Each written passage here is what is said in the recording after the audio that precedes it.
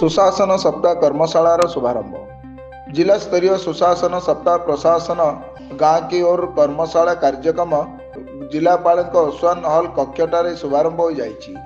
एही कार्यक्रम रे आज अतिरिक्त जिलापाल फाल्गुन माझी अध्यक्षतार शुभारंभ हो जाइछि।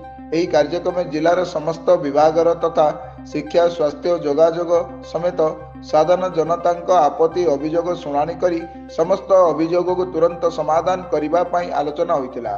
एही सुशासन सप्ताह प्रशासन गाँ की ओर कर्मशाला केंद्र सरकार और राज्य सरकार अनुमोदन क्रमे आज 19 डिसेम्बर ठारू 25 डिसेम्बर पर्यंत जिले में कार्यक्रम चालू रहिबो।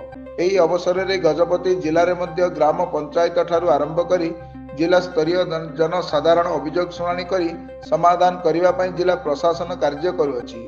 आज रे सुशासन सप्ताह कर्मशाला शुभारंभ कार्यक्रम रे डेप्यूटी कलेक्टर मिताली पाड़ी काश्यपी बेहरा, जिला संस्कृति अधिकारिणी सुश्री अर्चना कुमारी मंगरा समेत समस्त जिला स्तरीय अधिकारी प्रमुख उपस्थित थिले।